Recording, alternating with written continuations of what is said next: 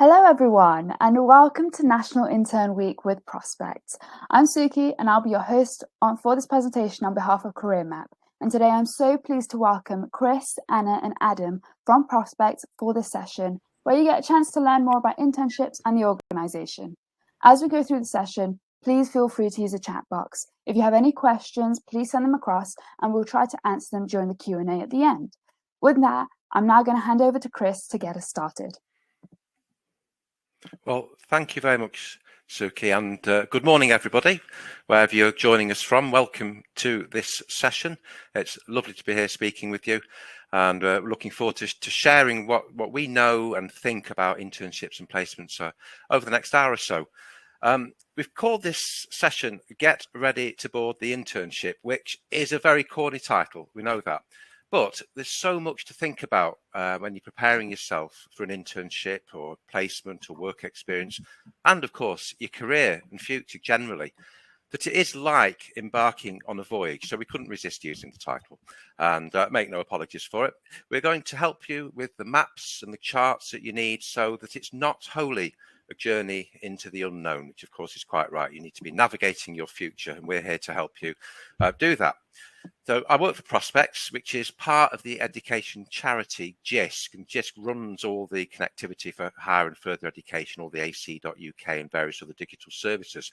Now, Prospects has been helping students plan their futures for 50 years, actually. And everything we do, and a lot of what we're going to be talking about today is available on Prospects AC UK, and what Anna's going to be talking about is on the wealth of information on the Nottingham careers site and other resources there. And every university, of course, in the country has its own resources in this sort of way. So there's no shortage of information. And Prospects is where you can find advice and guidance on graduate careers, postgraduate study, job, course opportunities, and particularly useful, and some of you may already be using these, but if not, we really do recommend it, a couple of planning tools. One is called Planner and another is called Job Match, and they help you orient your thinking around the kind of opportunities that are available to you. As a student becoming a graduate, we put you in front of more than 500 different job profiles that are really rich and detailed, and actually they're written by careers advisors in universities, in fact. We really do recommend that you use these tools to help you understand, because they help answer that very basic question, which time and again people come to Prospects looking for that answer. What can I do with my degree? Where will my degree take me? And the answer is all sorts of directions. So we're here to help you understand that. Now, when we started back in 1972, work experience, placements, internships, things like that, they weren't really a thing as such, not in a formal sort of way. But it's obviously very, very different today. They're an essential part of the student and graduate employment picture. Mentioning our colleagues on the call, Anna White, who's Placements Project Officer at the University of Nottingham, and there's very little that Anna doesn't know about internships and placements, so she'll be talking to you a little bit later on. And also Adam Crosby, who joined Prospects in 2019 as a Project Officer for Graduate Talent Pool, which he'll talk a little bit more about. That was a service that was dedicated to helping graduates get internships. And Adam also did a number of internships before joining us, so he's got a lot of experiences and insights to share. But we shall start at the beginning with what is actually a very basic question. It's one that's commonly asked, and that is, are internships and placements the same thing? Now, they're often used synonymously or interchangeably, but they are quite different, although they do overlap. And you'll find this a lot in the world of sort of careers and jobs and opportunities, etc. There's different sorts of offerings, but there's important distinctions. So internships are usually undertaken over the summer months or after graduation, which you've mentioned, probably to gain experience in a particular field. Whereas work placements, which sometimes are known as a year in industry or placement year, sometimes a sandwich course program, etc., they're usually taken as part of a degree. So a student on a placement year will typically be completing a module and receiving academic credit for it. And very often they're organised within the department that you're studying in. So whilst both of them are about experiencing work and doing work, they have a sort of different sort of overall structure to them. As internships, they can last anything from a couple of weeks to a year, depends on the sector, depends on the employer. Often it depends on what the employer is actually looking to do, because certainly in our experience with graduate internships in the past, very often they'd be created for a particular type of project or program or piece of work that the business was focusing on. And there was often the need to bring in new skills, fresh ideas, and students and graduates, obviously, you possess all of those qualities in abundance, and which is one reason why you're very, very desirable and attractive to employers of all sorts. For certain things like medical training, for example, I mean, you might be labelled as an intern for a long, long time until you progress to the next professional level. So in different areas of work, it has different types of meanings. But typically an internship is a bit more flexible in duration, and as I say, can be done after graduation. So a summer internship, yes, it will last typically the length of your summer break, maybe 2 or 3 months. And they're very popular, actually. And you see a lot of advertising on sites like Prospects and other places, other platforms. Summer internships have been a phenomenon for a long time, and they're still extremely popular. And they're a great opportunity for you to get a taste of the job and get valuable skills without having the commitment of a much longer program. Now, internships are not usually accredited by universities as part of courses, but they might be accredited or acknowledged by, say, professional training organisations. So, for example, for people doing an accountancy internship, that may count towards your ACCA qualification, which is required to become a qualified accountant when you actually want to start work properly in a professional way. And of course, all of this type of experience is incredibly rich for your personal development, for what goes onto your CV, for the evidence base of what you've been doing in terms of employability whilst you're at university and afterwards. Now, some work placements can be arranged for the holidays, and they can also last between 1 and 3 months. So in the law sector, for example, there are often vacation placements and mini pupilages in the world of barristers, which you can apply for any time of the year. So again, it's important when you're looking into all of this to understand how these models are used quite differently in certain types of professions or industry sectors. So a year in industry is a big part of, for example, engineering or science or construction, built environment related degrees. And social work, or people who are in healthcare or teaching, they also have quite long placements, and that are really seriously part of the preparation for that professional world, rather than just acquiring some kind of useful experience. But irrespective of the type of thing that you're doing, most universities will have placement teams. I mean, Anna's an example of that from Nottingham, or tutors or other kind of staff to help you get in touch with the employer, make the connection, make the application, and undertake the program. The really important thing is, frankly, irrespective of what you call it or what you do, whether it be a work placement or an internship or any other kind of work experience, you should prepare yourself in exactly the same way. And in fact, the way that you approach applying or researching for an internship or a placement, it's actually a preparation for applying for a graduate job itself. And it requires like serious research and attention.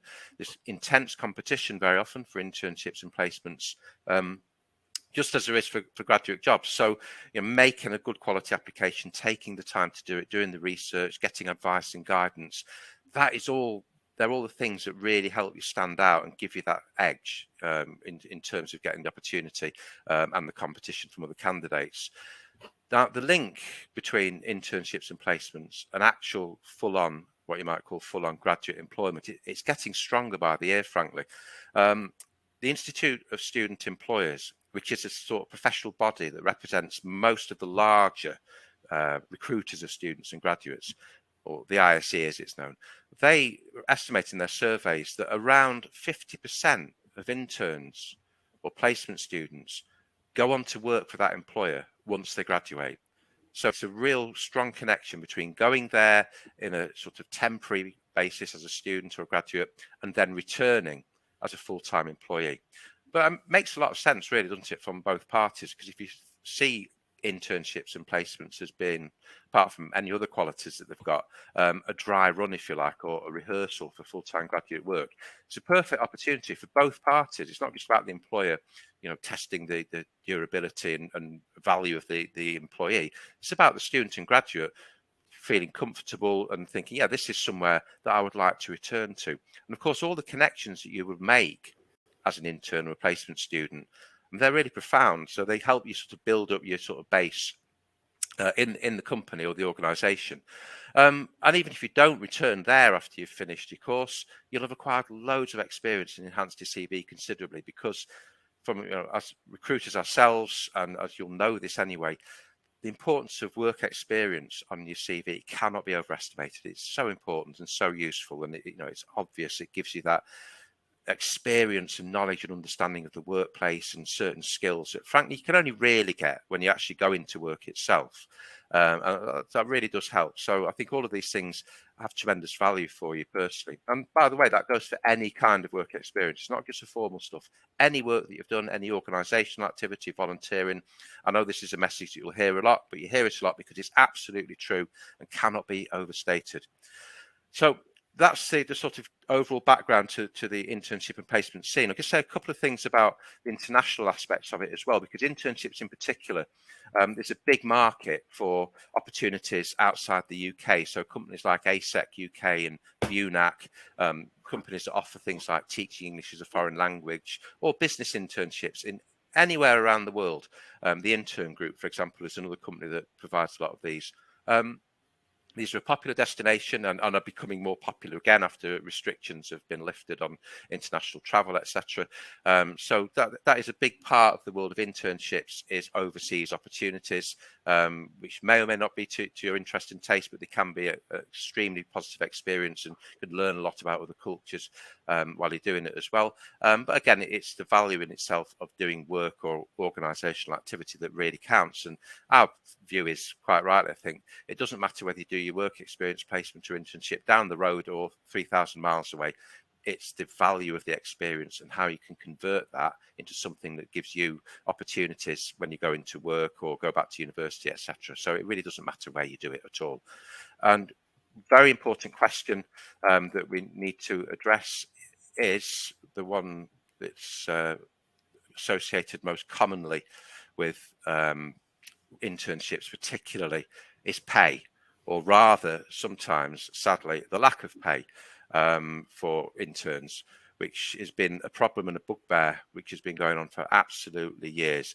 Now, it's very clear under law that you should receive at least a national minimum wage for whatever age you are in the UK if you're performing the role of a worker, which put simply means if you're going somewhere and you're doing even a minute's worth of work that constitutes actual work in the company or the organisation, and you're adding value, etc., then you are a worker. So the vast majority of interns are classed as worker, and you're only not a worker if you're shadowing someone. And the work shadowing culture is quite blurry and can be open to exploitation. So really, it should be clear cut. If you're working set hours, you're performing the same duties as paid members of staff. If you're meeting deadlines or you're working unsupervised or supervising other people, whatever it is, you are classed as a worker. There are some exemptions and exceptions when it comes to pay for interns, such as a placement or sandwich placement part of the course, which we've discussed previously. Work shadowing, as I say, which is you have to be very careful about entering to that and being very clear what constitutes work shadowing and when it stops being shadowing and then becomes actually doing. Working for a registered charity or undertaking work experience as part of a Department for Work and Pensions scheme around back to work or something like that. But really, vast majority for internships certainly should be paid.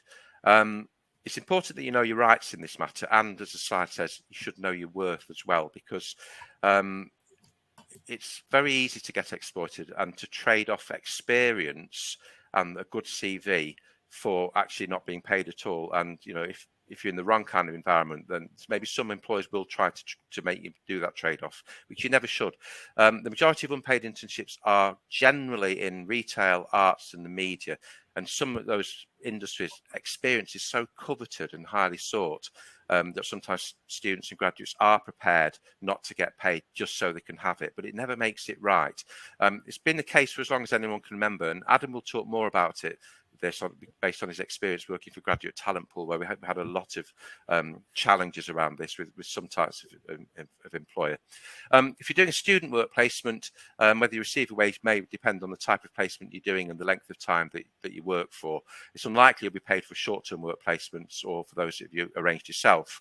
But for so-called sandwich placements that last longer and are part of your course, they usually come with a reasonable wage. It may vary between anything between £11,000 and £25,000. It all depends on the industry sector. But most importantly, always be prepared to ask the question about payment and discuss it with the organisation you're working for, and be clear where you stand, because it's a meeting of equals when you're going into work for somebody.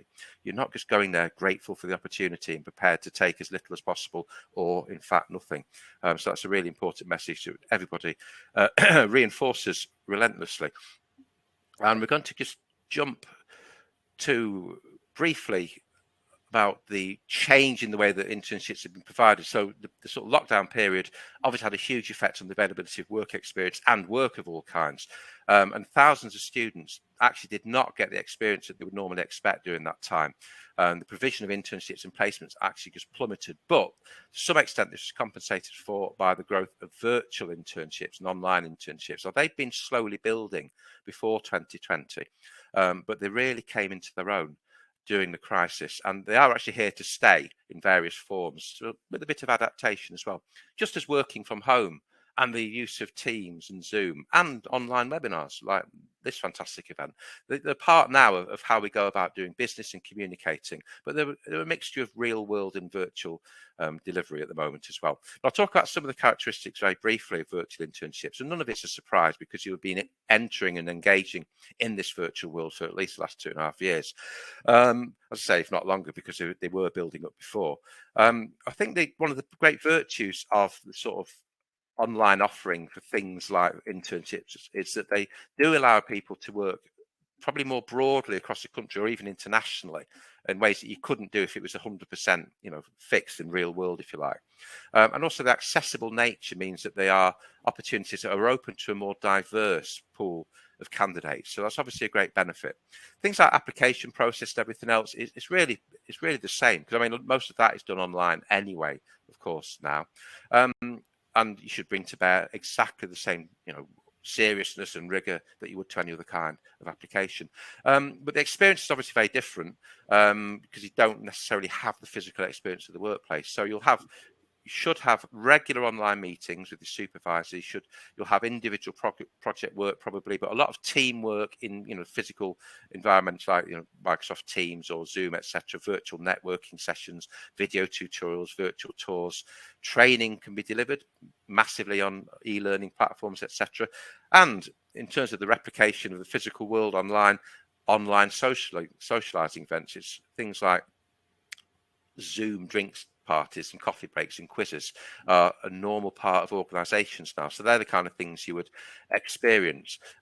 Now, completing an experience entirely remotely can make things like networking hard, and it can also make it hard to sort of adapt and acculturate yourself into the business or the organization. And a lot of companies are working hard at the moment to sort of really build in as far as they can sort of cultural side of their organizations and businesses into the virtual offerings, but that can be quite tough, and that is why really now the so-called hybrid model is much more popular, and it makes sort of obvious sense as more physical engagement is taking place again, but they're not throwing away all of the good stuff that's been learned and experienced with virtual delivery, etc.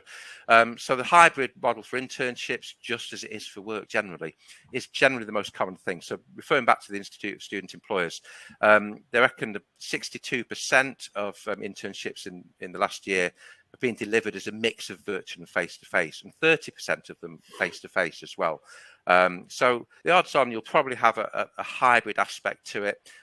In our early careers survey that we conducted earlier this year of students at various stages, most respondents said that they found the hybrid placement or internship model the most useful for developing skills and confirming career choices, improving the prospects. And that was closely followed by face-to-face experiences. Most of them said that they did not prefer wholly online because they really felt that some element, at least, of face-to-face interaction is beneficial.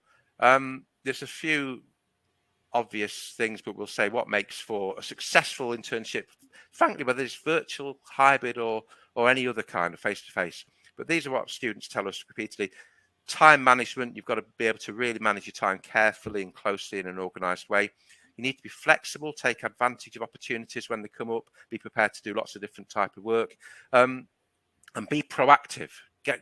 Go on the front foot, look for opportunities, look for connections, make the most of whatever opportunity that you get. And that is a little bit more challenging when it's entirely online, but it's by no means impossible to do.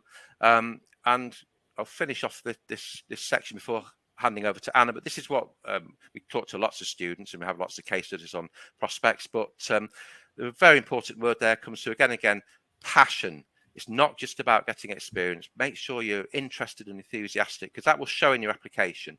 And we could say that we recruit a lot of people, a lot of graduates, and those applications and those interviews where people are positive and enthusiastic and energetic about what they've got and what they can provide, etc. That really helps, and it also keeps you interested as well. So without that drive, you will not enjoy whatever it is that you're doing, frankly, whether it be work, internships, placements, etc.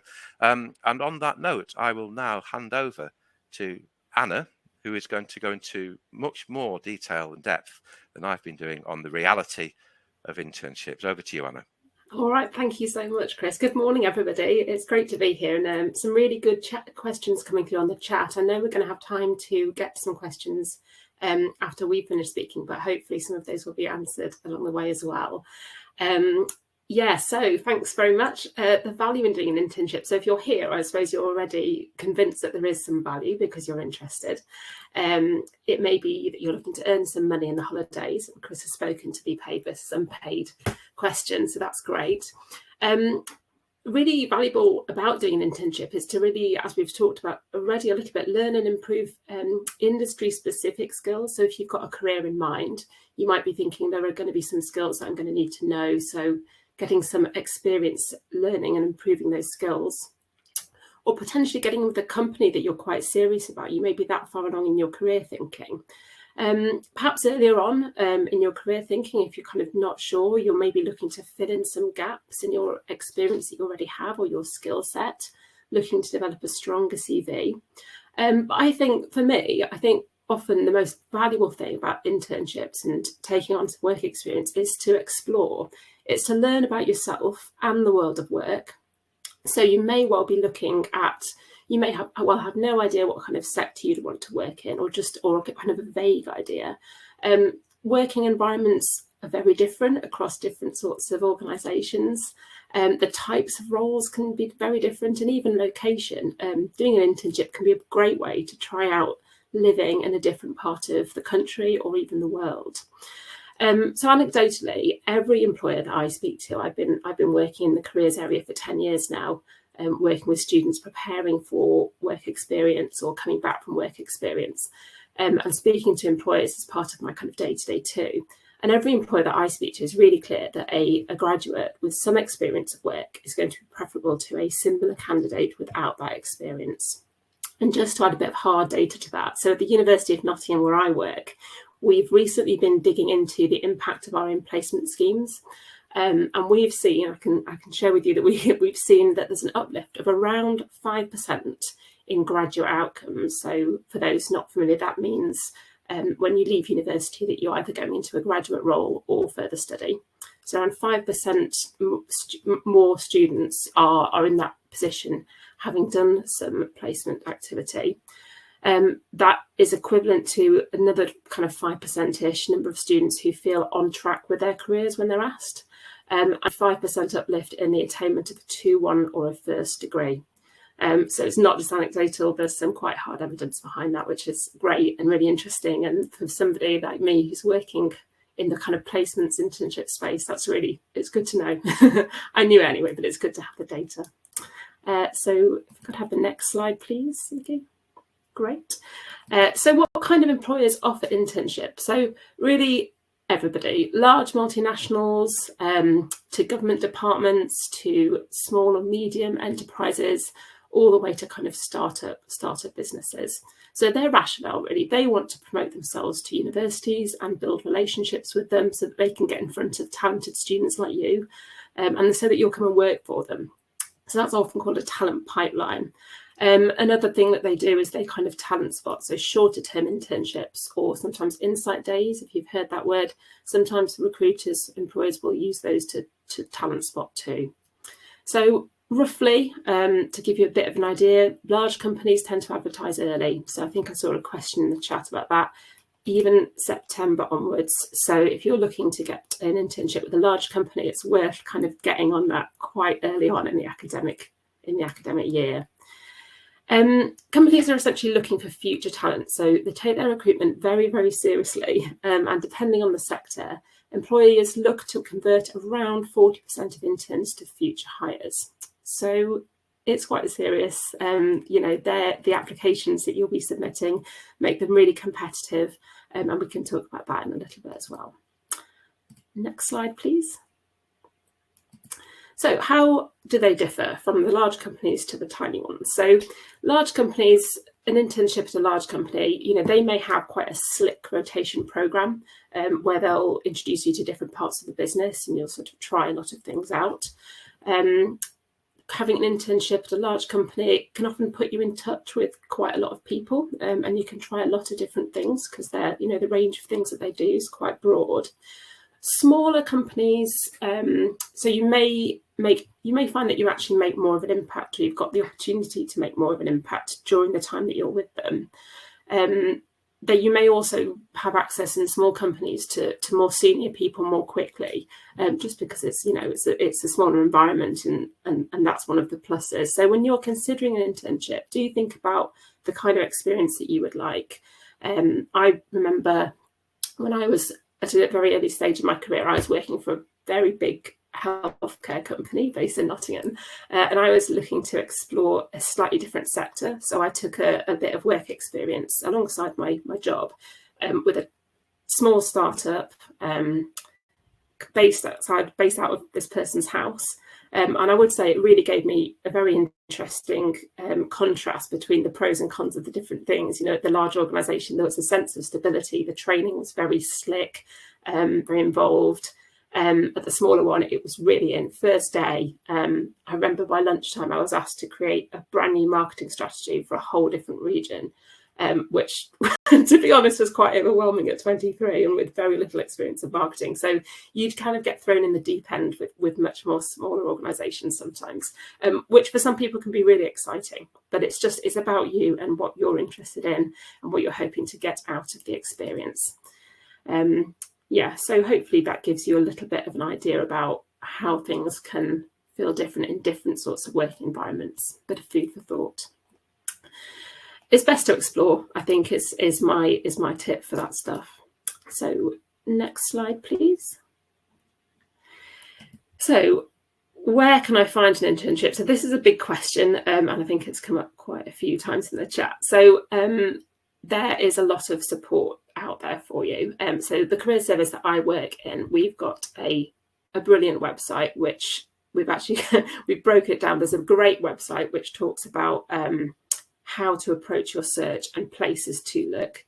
And then we've also got some sort of more specific pages about if you've got a career in mind, a specific sector, the kind of minutiae of all the little, you know, little corners that you can look in that might pass you by with a Google search, and that can be quite overwhelming too.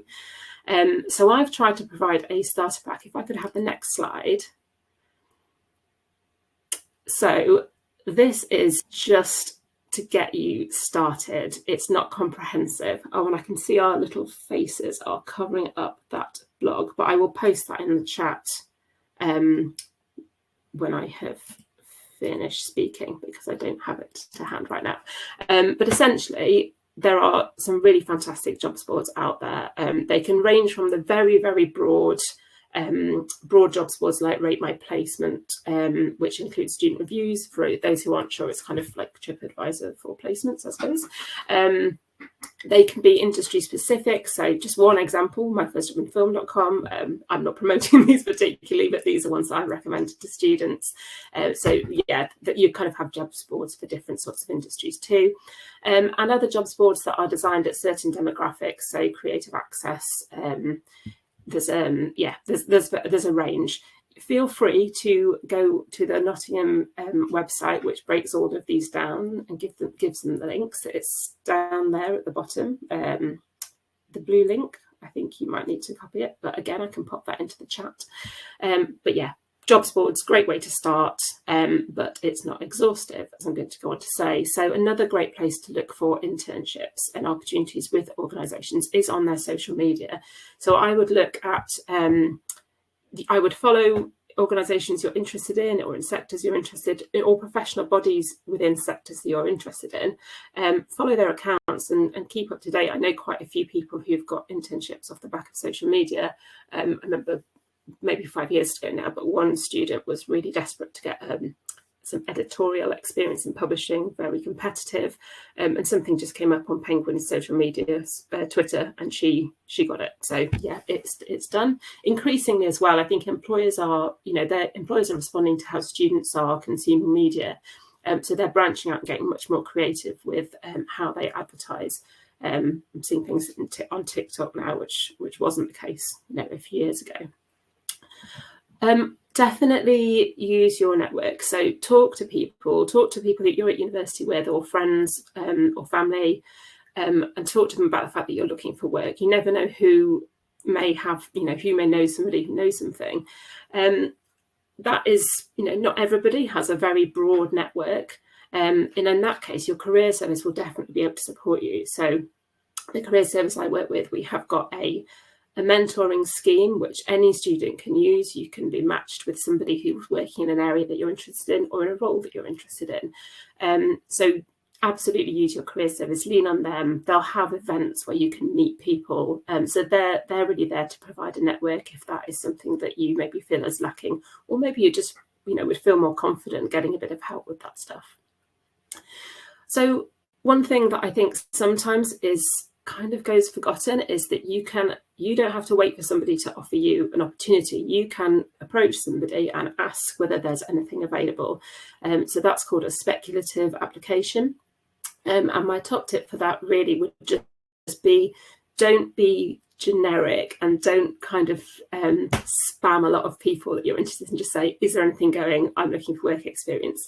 If you can write a concise email, sometimes a covering letter, but feel that can be an email as well.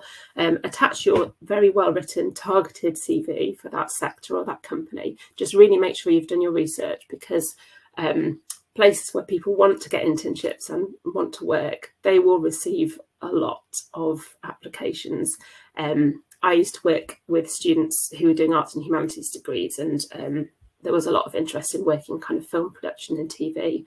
And even a relatively sort of small production company in the local area would receive hundreds of requests for work experience a week. And often they're incredibly busy. They just don't have time to look through them. So if you can make your email, if you can make your approach stand out, be concise, be respectful of their time, and be quite clear about the sort of experience that you're looking for, the role, the kind of role that you're looking for. Again, that's going to be coming from your research, and absolutely use Prospects. It's a resource I use all the time. It's a fantastic resource. Prospects can help you to get a good sense of the types of jobs that exist within that sector. Do go for it. I know a lot of people who have had a lot of success with speculative applications. You never know whether they're about to advertise something more widely, and you could potentially pick someone to the post if you just ask the question. So be bold. Okay. I will just mention, oh no, thank you. Yeah, that's fine. No, it's all right. I'll post the link to the blog afterwards. Thank you. Okay, so say you've got an internship, you've done the things you suggested, and you've got one, and now the question is brilliant, but I've now got to do it. So how do I prepare? How do I kind of manage my nerves potentially around it?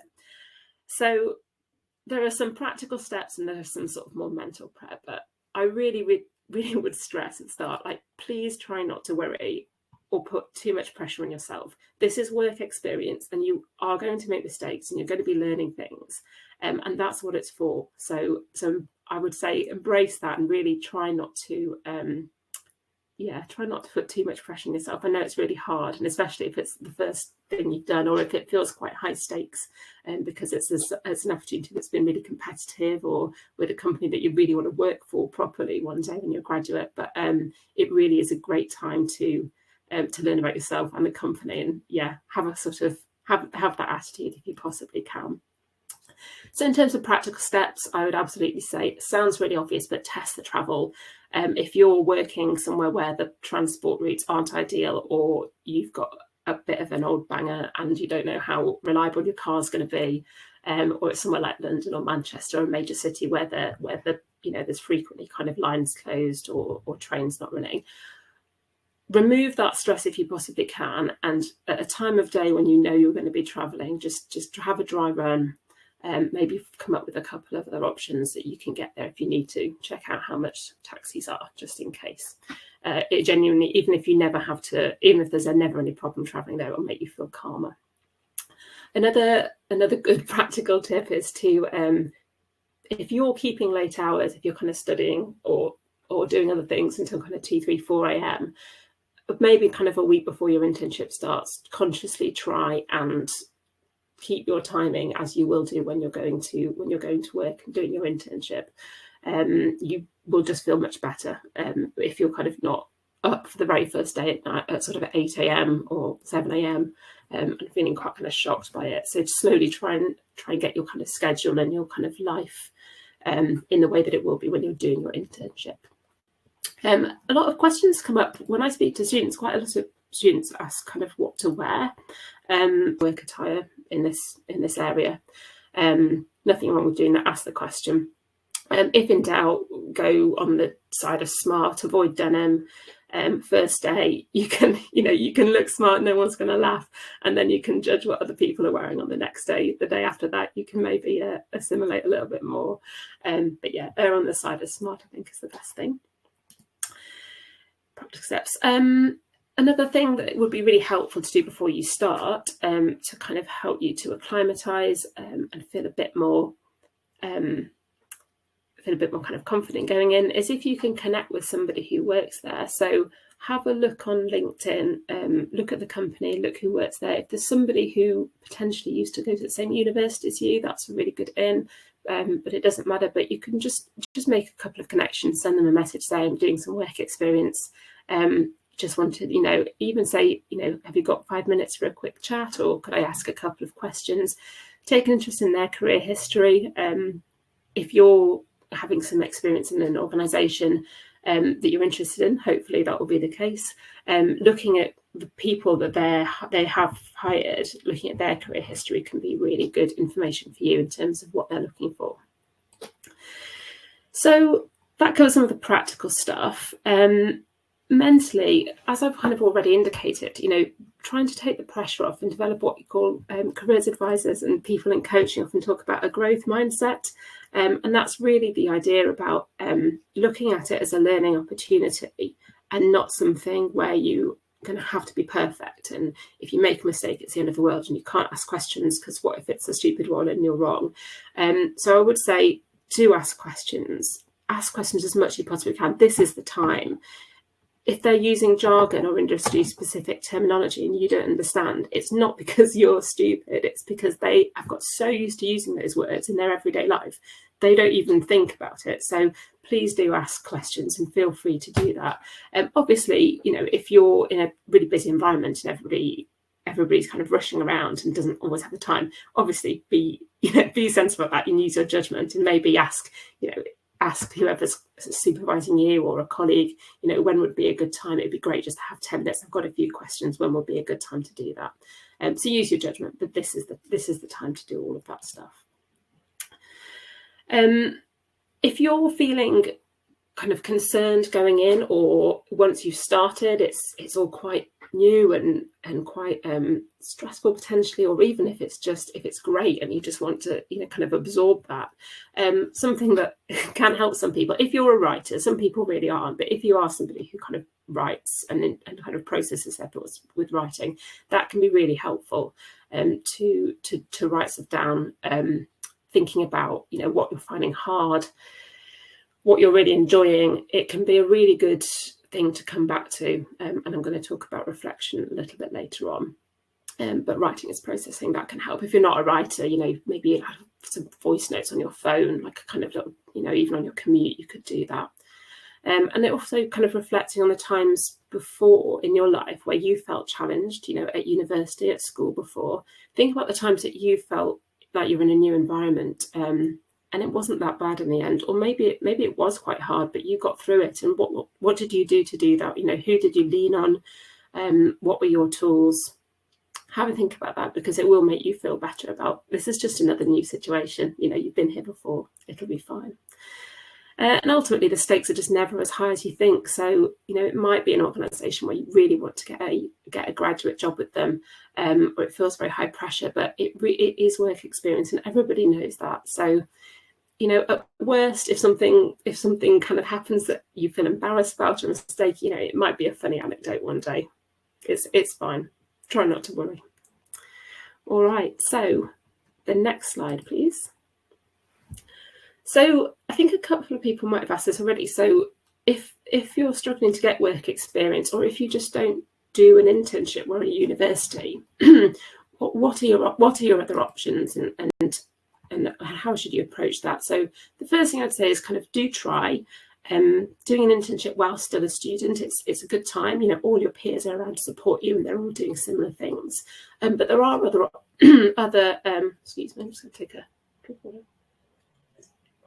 There are other alternatives that you can do. So at Nottingham, and I'm sure this will be a case across all of the universities. So at Nottingham, we have a few kind of internal work experience placement type schemes. So I manage a couple of those, and they're designed to give students their very first bit of work experience. So it kind of helps with that issue of, I've got nothing on my CV. How do I get my first thing when I don't have anything on there? Some of those, there's quite a few options there. So I would talk to your career service and find out what's offered within the university. The kind of hobbies and interests that you have outside of academia, you'll be developing some transferable skills there. So you might be doing some paid work. You might be involved in the students' union. If you're in a sports club, you might well be developing skills around kind of coaching and leadership. So if you're not doing an internship because you're doing other things that take up a lot of your time, they're almost certainly developing something about yourself that can be applied to what you'd like to do as a career. So if you want a bit of help in picking that, I would also recommend talking to a careers advisor, because they can be great at bringing some of that stuff out. I'm just conscious of the time, so happy to move on to the next slide. Great. So after your internship, so you've had this wonderful experience, hopefully, or you've had a learning experience. So what can you do after that? I think so often you do this and then you kind of go on to the next thing, and life's very busy, and university is there's a lot of stuff going on. But I do think it's really important, and I'd really encourage you to reflect, take some time to reflect after your internship. So think about what you enjoyed about it, what you didn't, what you could have done differently, and what you'd like to try next. So if you sit down and have a think about that, again, maybe kind of writing, maybe talking to somebody, go and have a cup of tea or a drink with a friend, and really talk about the experience that you had, and that will help you to plan your next move. So it might be that you think, well, I really enjoyed that, but I'd like to kind of apply that in a different type of organisation. I'd like to find out what it's like working for a small organisation or a large one. You might have really not liked some things about that, and that's fantastic. You can cross those things off your list and think, I really didn't enjoy some of the kind of work that I was doing. So I'm not going to do that. I'm going to look for something quite different. Maybe you'd like to carry on in the same vein, but you'd like more responsibility. So maybe you can the next job you apply for, the next internship you apply for, a work experience or a graduate role, you can build on what you've got and say, I'm ready to take on a bit more and demonstrate what you've done there. Internships, it's a great way to grow your network. So after you have left, if you can connect with some of the people that you're working with, that organisation, it's a really good time to do it. You don't know where they're going to go on to, and you don't know when your paths will cross again. So that's another thing to do.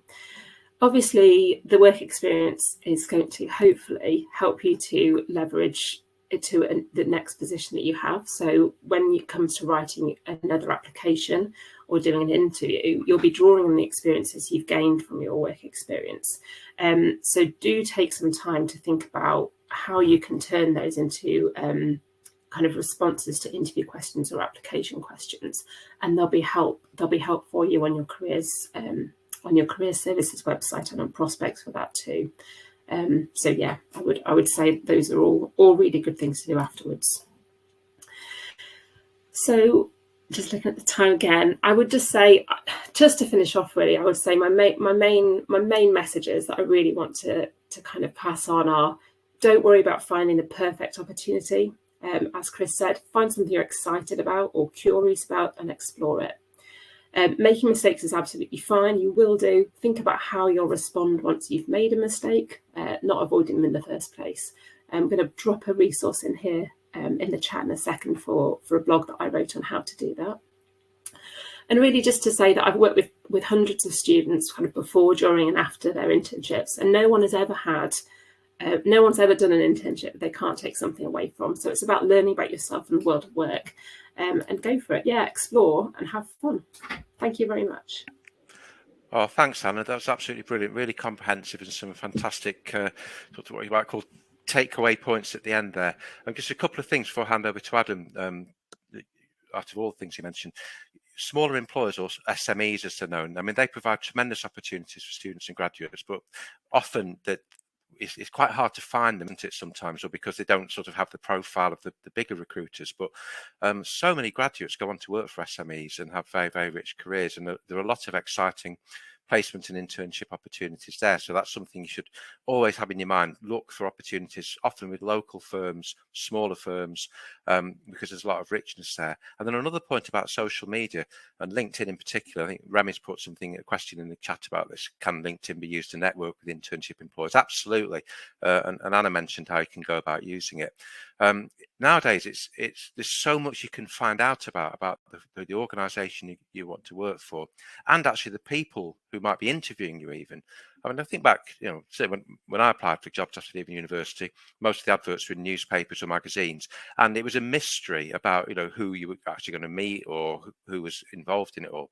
Whereas now you can really build up a lot of information and knowledge. And that shows as well. I think that shows when it comes to interviews or applications that you've done your research, and it gives you an advantage because you know the people, you know about the people who you're going to be dealing with. So make as much use as you can out of LinkedIn in particular, I think, for work-related stuff. So over to Adam now. Really fresh in the mind for me.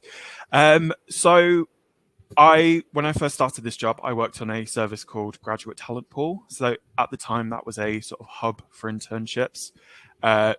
It kind of acted as a sort of centralized space for employers to kind of advertise internships that would then allow students to apply for them. One of the conditions of the service was that we didn't allow unpaid internships.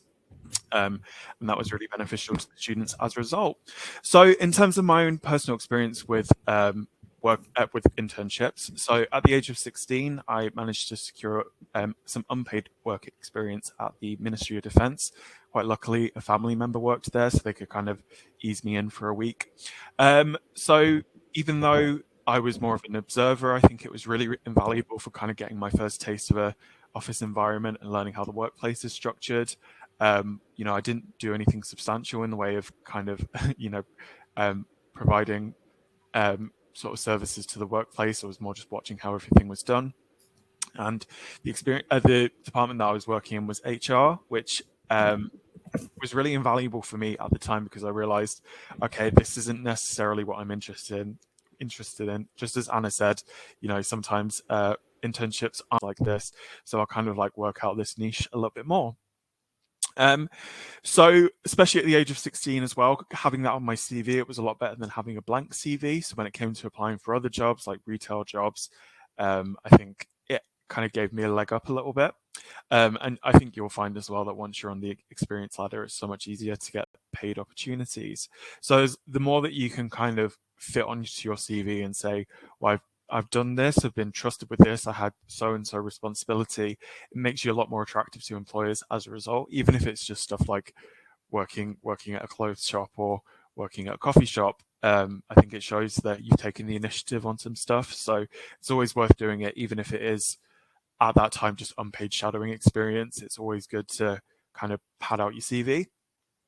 So my next work experience after that was when I was at university. So I was living on campus during the summer. I hadn't gone back to home. I didn't have a job at that point in time, so I was kind of just twiddling my thumbs at home. So I went to the careers department at my university, which is always a really invaluable resource. Would always recommend just going to get in touch with them and just seeing what's available. So I went and asked them if they had any employers who were advertising internships, and they managed to set me up with a local company for the summer as a social media intern.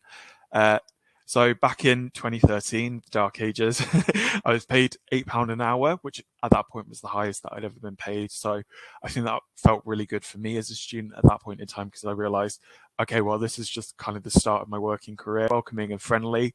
I'm really keen to share all the experience that she had, which is typically the experience that you'll get during an internship. No one's expecting you to be the full package as soon as you come in. I think they realize that, okay, they're just at the start of their sort of working life. We'll try and take care of them. We'll do everything we can to kind of pass on the knowledge that we've got. So I came out of the experience knowing a lot of terms that I didn't know before, such as SEO, engagement, knowing how to access analytic tools, which was really, really useful. I'd never really access that side of social media before. I literally just used Twitter, posting tweets myself. I'd never really realized that there was a whole industry to it. So I use all of those in my current job at the moment, which that was a great foundation for me, getting paid for it and kind of getting all these transferable skills. So when I finished my internship, I developed such a good relationship with them that they encouraged me to apply after graduation. Unfortunately, it wasn't necessarily the company for me because it was a PVC piping company, which it's not the most thrilling company in the world. So I wasn't drawn to that. But the connection was really invaluable. And if I hadn't moved back home afterwards, I think I would have been drawn to kind of applying there, because I realized I really liked the people. I was good at the job that I had, and I could have had a sort of job lined up after graduating. So yeah, that was fantastic. So between experience kind of working in retail and having these professional, so I started off as project officer and now I work as a policy officer. I'm responsible for loads of things to do with strategy and policy and lobbying, which is it feels quite strange to say that considering I only graduated about 4 years ago. But these things move along really quickly, and the more you can kind of set yourself up with experience, you'll be able to move up the corporate ladder a lot more easily. So when I initially started this role, I was running graduate talent pool. So because we only allowed paid experience on that site, unfortunately, there weren't things to do with shadowing. Unpaid work experience is not bad per se. However, we do recommend that, you recognize your worth, that you are bringing something to the table, that, if you're providing a skill to them or if you're learning, they should pay you for that. So just be cautious about shadowing experiences. Like Chris said, sometimes they kind of toe the line a little bit. But, if you're just there for a couple of days and you're just seeing how things work, I'd say that's absolutely fine. But there are lots of paid internships out there. We've got the Prospects website, where I think the last I looked, there was about 35 internships on there. Might be a little bit of a sort of slow season for internships at the moment, but I think definitely around the summer, that's when they tend to pick up. So the great thing about Graduate Talent Pool is there was a huge selection of posts. They were kind of ranging from a week to 2 years. They covered all sorts of different roles and industries. As well was getting testimonials from students and employers to report back to the government. So here's a couple of examples of testimonials that we had. And this is from the same sort of candidate and employer matchup. So the candidate said, I was really nervous applying for internships and I was worried that I wasn't going to be good enough at any employers. Luckily, I managed to get a place with the business and my anxiety went away within the first couple of hours of being there. They couldn't have been nicer and I felt like I was part of the team straight away. At the end of the month, they offered me a job once I graduate, which I've accepted. I can finish my final year at university confident that I have something lined up. And then the employer said, we advertised a vacancy on Graduate Talent Pool because we'd never hired an intern before, and we thought it would be a good initiative. The candidate who we took on went above and beyond our expectations, providing a new perspective on problems we hadn't considered before. She was keen to take on any task and problem and felt like a breath of fresh air. We were so impressed that we told her she'd have a job waiting for her once she'd finished her degree, and even if she didn't want to work with us, we'd be happy to provide a great reference. Even though we hired an intern as an experiment, this has led to us establishing a year-long internship program. So there's always really positive feedback from the employers themselves, and yeah, you've just got to go for it. It's all waiting out there, and just don't be anxious about it. Yeah. Thank you so much, Adam. I'm just conscious about the time. We've only got a few minutes. Yes, Remy, great question. I would remember that applying for anything, it says applying for any kind of work experience, treat it almost like a graduate job. Really make sure your application is tailored. Look at exactly what they're asking for, and talk back about when you can demonstrate that. The chances are that they will be looking for it's work experience. So as Alex said, they're not looking for the kind of the polished package, but make sure that you are responding to what they're asking for in terms of skills that you're bringing. I would really recommend. It's such a big area, and I would say to make the most of the time, do lean on your career service. Have a look at their website first. Have a look at prospects. Depending on the sector, if it's a kind of creative sector, have a look at CV Parade that can kind of show you some examples of more kind of designer CVs. Really, look into the sector, what they're expecting. Lean on your career service and use their resources to make sure that you're writing a really tailored application. It will make you stand out. Perfect. Thank you so much, Anna. Bethany has asked, what requirements and screening processes are used when applying for an internship? I'd say it really does depend upon the employer and the size of the organisation. And I suppose typically the larger graduate recruiters will have a more straightforward. So I think the point is prepare for the absolute as much as you can. Prepare for all the different things you might have to do. But for work experience and internships and placements, it's going to be, I'm not going to say it's less rigorous because it is serious and important, but there are likely to be fewer stages. Again, that might depend on if you go for a legal internship or in professional services or accountancy, then yes, it's going to be fairly thorough. Applying for an internship at an SME locally, it might just be an interview and a chat and an application form, etc. It really does depend. There's no hard and fast rule, I think, is the answer. Thank you, Chris. I'm going to make this the last question, just considering the time. So Ahmed has asked, do you get time off uni to do an internship or placement, or will you need to do it alongside the studies? And with that, Sol has asked, would they still get student loan during an internship or placement? Hannah, do you want to take that? Yeah, sure. So it will depend on the type of placement or internship. Some courses, some degrees, you can, at some universities, they will let you take something called an optional placement year. We do that at Nottingham, and essentially that means that your course changes from a 3 to a 4 year course. You can only do that if your course already doesn't have placement kind of within it. Do you get time off university to do an internship or placement, or will you have to do it alongside your studies? Yeah, so with that option, that's why that's quite a good option if it's available to you, is because you will have essentially a year off and you'll be able to concentrate and you'll be able to, it's like a kind of year thing. Another thing that you can do is look at internships. They tend to take place often during vacation times anyway, so you'll be hopefully free.